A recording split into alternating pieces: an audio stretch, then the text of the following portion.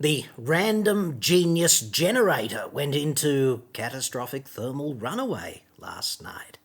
Endlessly entertaining, I have to say. And by random genius generator, of course, I mean critical feedback from the likes of you in the YouTube comments feed.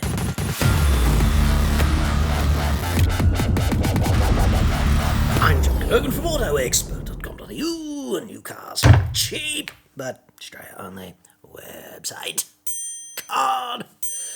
Yesterday's video, walking through the CBD in Sydney, the core network of the Shitsvillian Matrix, from which I broadcast my views on the extreme remote unlikeliness that EVs will supplant internal combustion over the next half a century because, facts.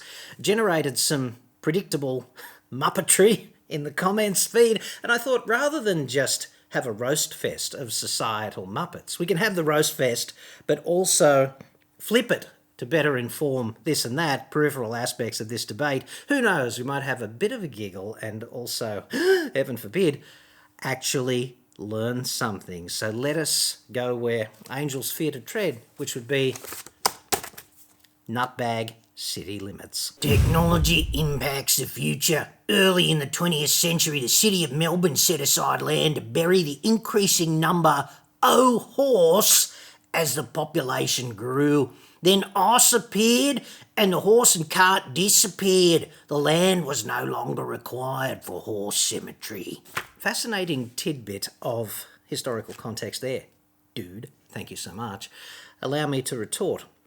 According to this inconvenient report commissioned by the Department of Climate Change and Energy in Shitsville, the amount of lithium-ion battery waste in 2036 is forecast to be north of 135,000 tonnes. And it's going to be basically split about evenly between EV batteries and batteries from devices and other items. Okay, a little bit more in terms of the absolute weight of device-type batteries, but slightly less than half from EVs, counterintuitively enough. But 136,000 tonnes. And presently there is no mandate to recycle these things or repurpose them. We're just hoping, against all hope, that the free market will step in and just get it right once again.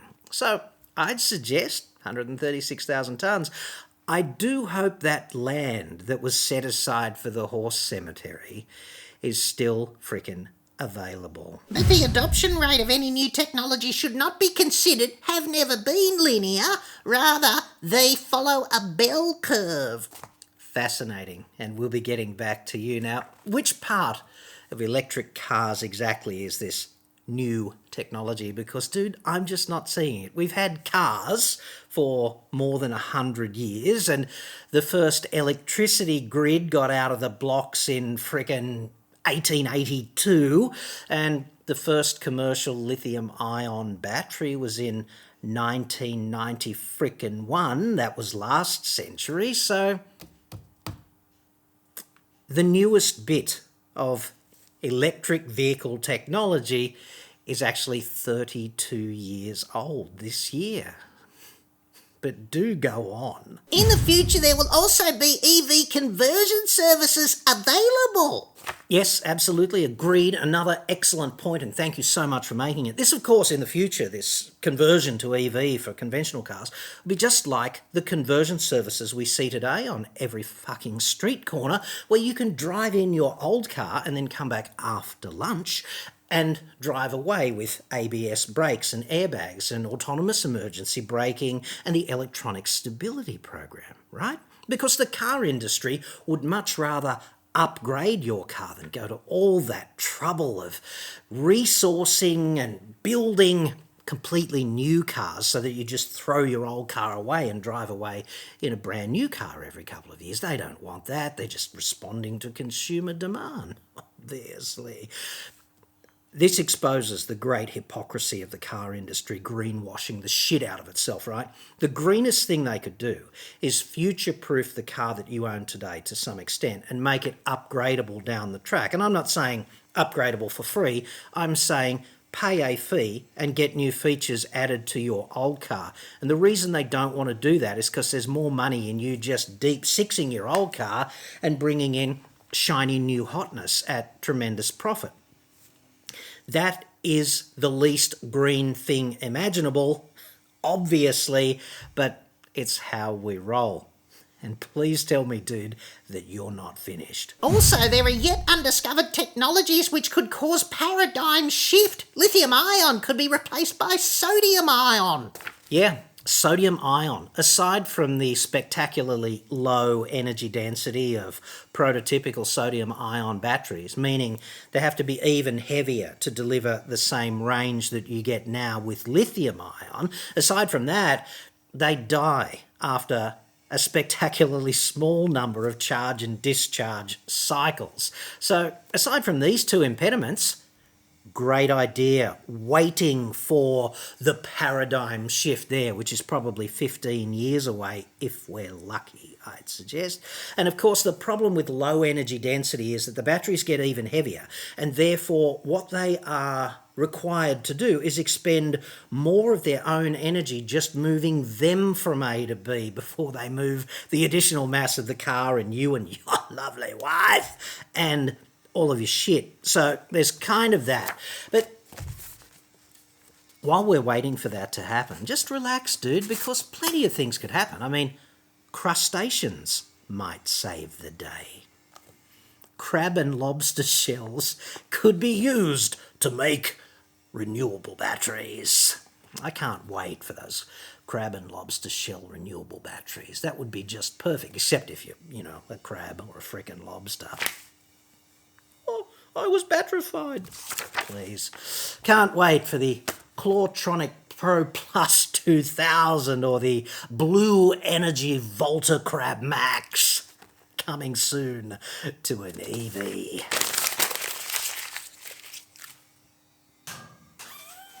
There you. Oh my God, John, you don't need to take us on a walk. We are not millennials who need 15 types of visual stimulation. Spanker. Well, it has been quite some time since a member of the public has alleged that I'm some kind of qualified spanker. Thank you very much. However, if I was him, what I'd be doing would be I'd be spending a bit less time thinking about spanking and a bit more time thinking about getting a recount on that election, that one in which he was appointed spokesperson for all of you in the audience, apparently. I don't know why people do that. Seriously, dude, who the fuck is we? Please do more walking around the city videos. Sydney with an I is beautiful. Reminds me of Toronto, Canada. Well, you dirty, short attention span spanker. For shame. Seriously, dude, this unquenchable thirst for visual stimulation, it has to stop. But on one point we agree. Sydney is a beautiful city. The most beautiful third world city on earth that isn't Buenos Aires or Dubrovnik. Good solid facts, John. By the way, Sydney with a Y is a beautiful city. Thanks for the walk around. Enough with the third world spanking already. Bitter old dude walking around in camouflage with tactical shoulder belt. Nothing to worry about here. Agreed, dude. Quite concerning. I'm somewhat mortified nobody called the cops. However, on closer inspection, no camouflage was actually worn. Hashtag should have gone to Specsavers. And as for whatever it was, tactical shoulder belt, what exactly is one of those? If you mean sling type shoulder bag coloured desert tan, then okay. On the plus side, in relation to your list of allegations, I am bitter and a dude and obviously old. What video setup were you using when walking down George Street? It is so steady with no jerks. Well, there was one jerk when you think about it, but Yeah, that was super stable. I was really happy with the stability there. Started with one of these, which is a GoPro Hero 11. It's the latest GoPro, Hero 11 Black. It does have phenomenal stabilization. It's not perfect, obviously, no camera is. And then I got one of these things, which is a GoPro genuine accessory called the Media Mod, and you just stick them together like this. Doing it by braille is, of course, pretty interesting when you can't see anything up close. And then I got one of these jiggers, which is called the Volta, and it is also a genuine GoPro accessory, which has a whole bunch of cool features, including you can roll and cut the camera if you connect it wirelessly to the camera. So it's got a little roll and cut button there and a few other features as well. And then it just goes together like that with the standard GoPro tooth and recessed thingo. And the USB plugs in, gives it power and all kinds of other connection options as well. And then we've got GoPro in the mod with the Volta, so it's got basically unlimited battery life for vlogging. Your voice would wear out before the battery goes flat. There's like 2 batteries in here and 1 battery in there, and these 2 batteries keep this one powered up. So if you want to remove the GoPro and use it for other stuff, then great. But it's also a tripod, which is really quite clever. So there's your tripod. You can frame up, do time lapses, whatever. That's nice. But the only other thing lacking with this setup, although it does have its own built-in microphone, the audio's a bit shit. So what I did then was I started with a Rode shotgun mic. This is a Rode Video Micro 2, but the problem with it is when you stick it in, obviously this has got a really wide-angle lens and microphone's in the shot, so you've got to do something about that. And what I came up with was this Rycote accessory here, which is like a hot shoe extension thingo. And you can whip it on and it sets your microphone back so that it's no longer in the shot. And then I just plug it into the audio in jack in the back here. And I usually do this in the other order because it's hard to get past the Volta's USB-C. But once we get that in place, kind of ready to rock and roll, you can change hands, you can do all kinds of stuff. And what you find actually is, this is amazing to me. Once you power it up, okay, and this is in a particular mode now, right? It's in what they call linear mode, which is the tightest lens, because the wide and super view lenses are just ridiculously wide, much better for sort of action sport photography rather than just walking around on the street. But if you then invoke the stabilization and you've got horizon lock, we'll just do it. Okay, so rolling now, just synchronizing now, both cameras. I'll play it back again from one camera to the other so you can see how spectacularly capable this is. You can do all kinds of weird movements with your hand. You can even go completely around like that and the horizon doesn't change, which I find just brain-bendingly competent from a stability point of view. So we'll do it again.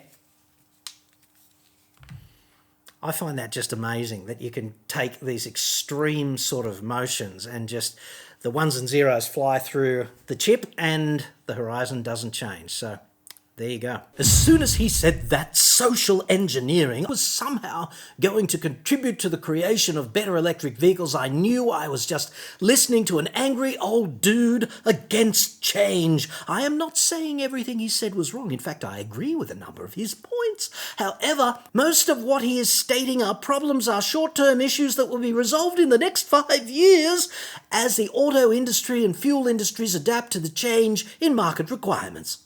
To me, this is emblematic of the problem inherent in giving every kiddie a medal for turning up, especially the losers. They form the view that their contribution matters, that their opinion matters. Now, my view is that nobody's opinion matters unless it can be strenuously argued for using facts. Like, if it's not backed by the facts, then you're just making shit up, okay? And that is a real problem if you're confronted by actual problems in the world that demand a solution, which, frankly, there's more than enough of at the moment. I can agree. According to a dude named Andrew Miller, who's the Chief Operating Officer of Benchmark Minerals Intelligence in Australia, in 2021, so 2 years ago now, the production of lithium-ion batteries was 450 gigawatt hours. And he's a dude who would know, okay? Because he's on the supply side of this crap, and it's something that they would be paying him the big bucks to know. Don't worry about what a gigawatt hour is. It's just a big unit of energy. There's 450 of them. That was the energy storage capacity of the batteries manufactured in 2021, okay? 450. In the early 2030s, so fast forward 10 years from then, the predicted demand, according to Mr. Miller, is going to be 3,000 gigawatt hours. So that is what? It's like a 7-fold increase in demand being imposed on a market that is already beyond its capacity and absolutely struggling to keep up. So short-term issues that are going to be resolved in 5 years, you can believe dude on the YouTube comments feed or dude named Andrew Miller, who's the Chief Operating Officer of Benchmark Minerals Intelligence. Up to you. The manufacture and sale of EVs is not a static number. It's not even linear growth. It's more like a parabolic growth curve. Costs will continue to fall and will fall below the cost of ICE vehicles. There's plenty of lithium. It's supply and demand. Dude, have you even seen a frickin' parabola? Like, in the past 24 hours, I have had people tell me that the adoption of EVs can be modelled by a bell curve and an S curve, and now a frickin' parabola. And yes, they are all names of curves. But I'm not seeing it. According to Sinead Kaufman, who happens to be the lithium boss of mining giant Rio Tinto, and this is a public comment that she made at a conference in Western Australia last year, quote, and I've abridged this quote a little bit, but I have not changed the context. I just omitted a couple of things that were really just insomnia inducers, okay? This is the bit that matters, and I have not changed the context. Quote, we see, as others do, an enormous demand for lithium as a building stock for lithium-ion batteries. Like, no surprises there, right? Lithium consumption needs to surge way above anything that's currently been planned to be mined. With every project in the world that's projected to come on, we'll still be short by 50% of the amount of lithium that's required to build the electric vehicles. I mean, Jesus Christ, if I was a crab or a lobster, I'd be freaking terrified. Everyone loved the T-Rex, right? The Velociraptor. If you want to open a lithium mine in the sand pit in your fucking backyard, it's going to take about 20 years to get the approval. 16 to 20 years would be a reasonable time frame. I mean, mining rolls in the context of very slow expansion. The capital investment is huge, and the level of approvals and interactions with all these other stakeholders for the land and all of that crap just means that it's glacial, okay? If we're going to be 50% short of the amount of lithium that's required to build the electric vehicles, unfucking quote, then how is this electric utopia actually going to take place? Because you can be an uninformed muppet and you can have an uninformed say in forums, including the YouTube comments feed. There's no problem with that. Like, that's allowed. Free speech, blah, blah, blah. I'm all for it. But for the rest of us, you've got to decide who is credible. Are we going to listen to Muppet TV, right? Or are we going to take our facts from somebody who would know? And I'd suggest that Ms. Kaufman probably has skin in the game, wanting to extract and exploit as much lithium as physically possible at the highest possible price just to keep her stakeholders happy. And she's seeing a market that is extremely favourable for them because it's going to be overloaded with demand and unable to supply, and therefore the price is ramped. And what this means is that EVs are going to be ridiculously expensive compared with equivalent combustion vehicles for the foreseeable future. And it also means that the supply of EVs is going to be constrained. So all of these governments that have made all of these bold statements about we're going to outlaw the sale of combustion vehicles by 2030 or 2035, these statements are all predicated on the supply of EVs just being infinitely rampable into the future. And according to experts, and Ms. Kaufman is not alone, that is absolutely impossible. What happens when they simply ban the use of internal combustion engines? That's probably the easiest question I've had all day.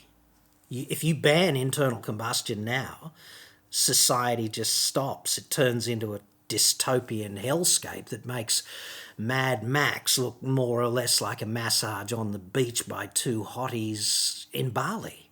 Like, one thing that's missing from this debate about EVs, right, and the adoption of EVs, it doesn't have to be so freaking tribal. I mean, we can have a few EVs on the road. They're good in the city. They reduce pollution, blah, blah, blah. But we can't have Fantasyland where every internal combustion engine just goes away, because how do you think the groceries that you bought to feed your family this week, how do you think they just magically came from a farm somewhere and arrived at the shelves on a supermarket? Like, how do you think that happens? Do you think there's an electric or other alternative powertrain option for that at present? Do you think there will be an alternative for that in 10 years? Because I'm really not seeing it.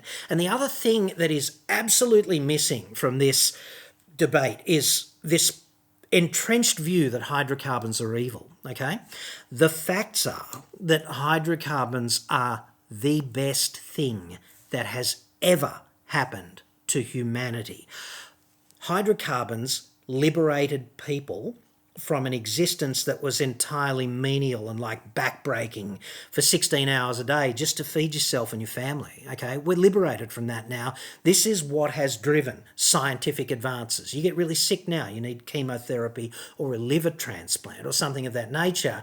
The scientific advances that led to the ability of society to do this to help you, not possible without hydrocarbons. And there are so many other examples of this that we could exhaust all the ones and zeros still available on that memory card, just scratching the frickin' surface. I mean, come on, reality calls, and sometimes you just have to open the door and let it in. It comes down to what works most conveniently.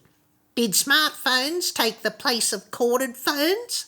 I'm not actually sure what the point of that excellent final contribution to the program actually is, because, yeah, smartphones did take the place of corded phones. Like, I could scratch around here all day and not find myself a corded phone.